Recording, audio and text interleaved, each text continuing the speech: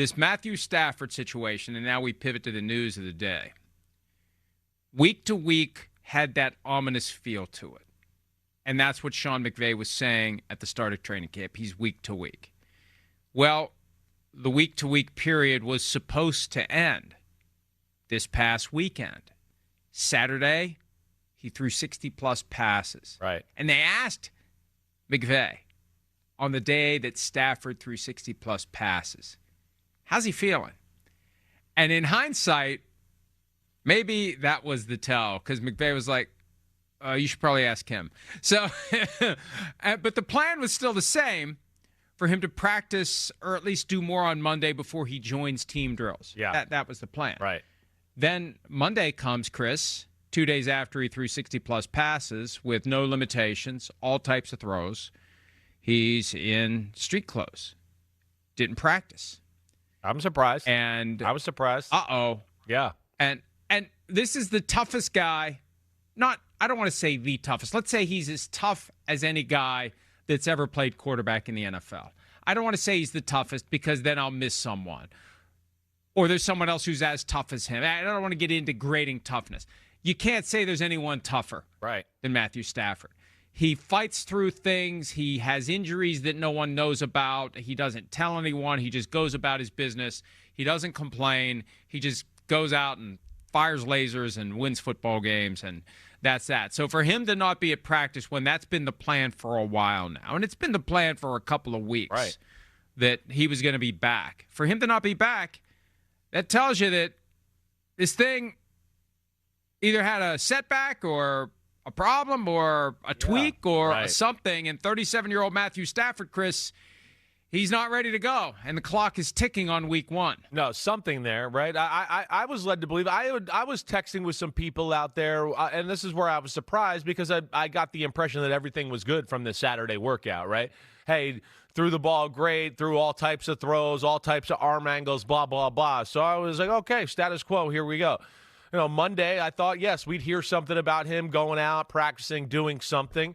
But obviously that's not the case. And I don't have the answers to exactly why or what that is. All I can do is guess on this part. Now, whether it's, I doubt it's a tweak, right? I don't think I would have got some of the text messages I got if it was a tweak. So let me just say that, right? I feel like they would have been like, I had a little setback. We'll probably have to wait a little longer. I feel like I have a relationship with some people out there like that.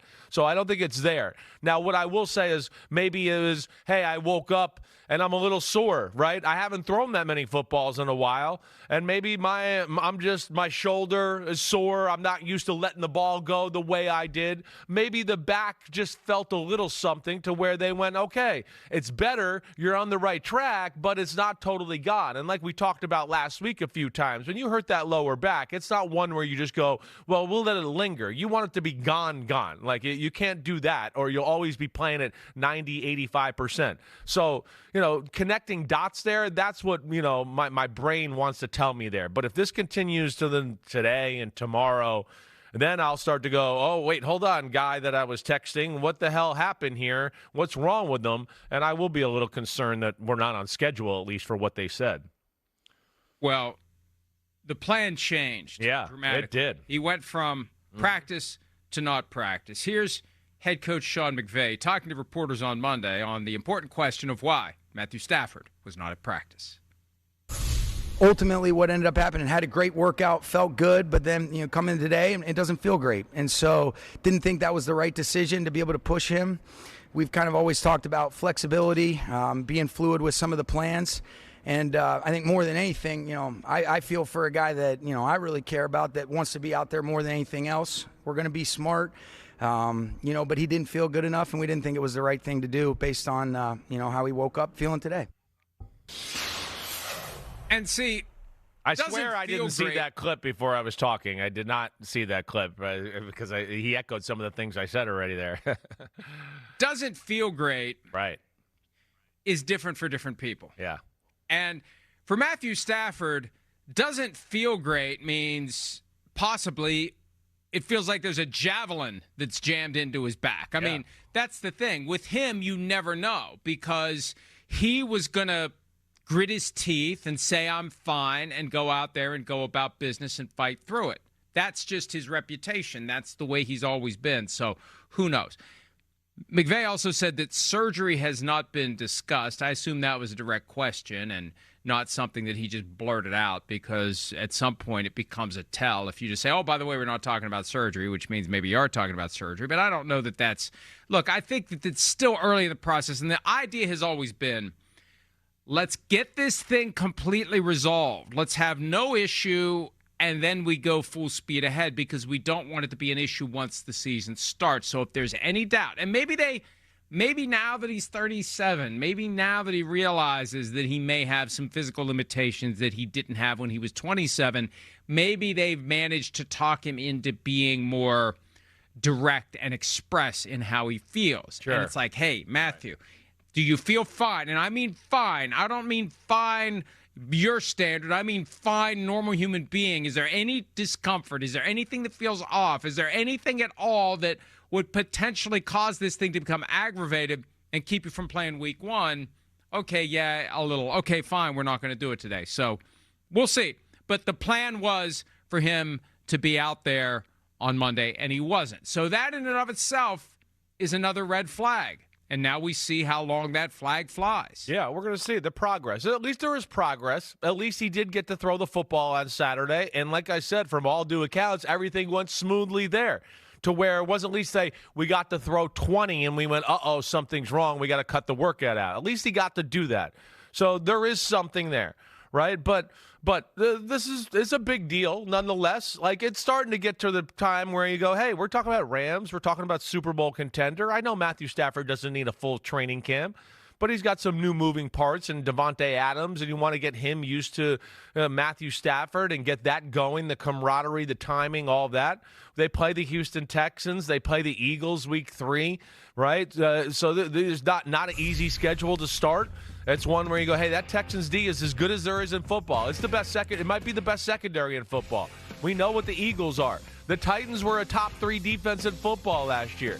So that's where I look at it to go, the clock is ticking if you want to be at your best and be able to dissect and be a surgical passing team against these really good NFL defenses. And then I think the other thing, week 5. Yeah, go ahead. Yeah, and then the other thing that just pops into my head, Mike, and I think that we all know this is coming, but it's stuff like this and what we talk about and Matthew Stafford and all the things you're saying. This is why they traded away their first-round pick in the last draft to the Giants for Jackson Dart.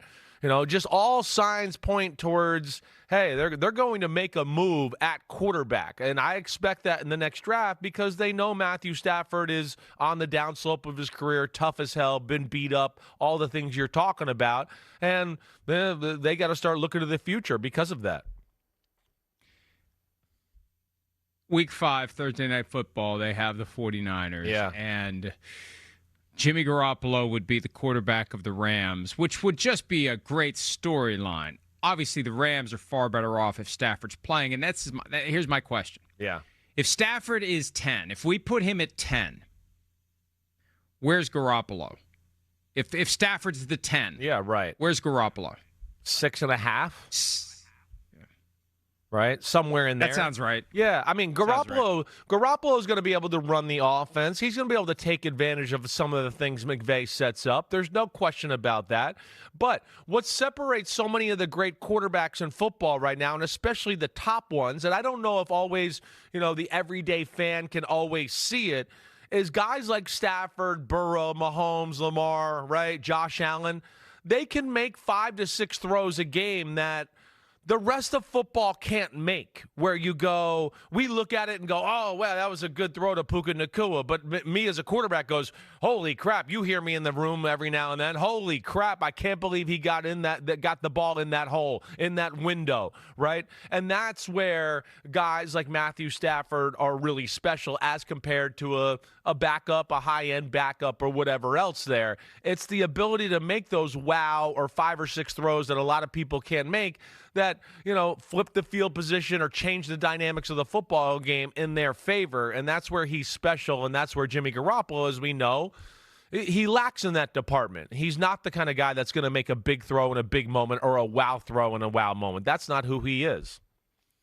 And just to clarify one thing so I don't get a bunch of emails on this, Yeah. it wasn't the Rams that traded with the Giants for Jackson Dart. It was the Texans. Oh, my bad. Giants, the Texans. Yeah. The Giants got it that way. The Rams did that thing where the Falcons came up and gave up a first-round pick, and everybody's like, what the hell are the Falcons thinking? Well, what the Rams are thinking is, we got extra ammunition to move up next year if we need to. And look, Stafford is on a year-to-year arrangement, and he's fine with that.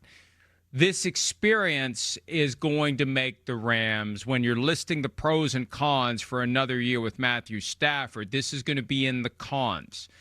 We spent the first 3 weeks of camp and into the preseason without Matthew Stafford because he's got this back issue that could come back at any time.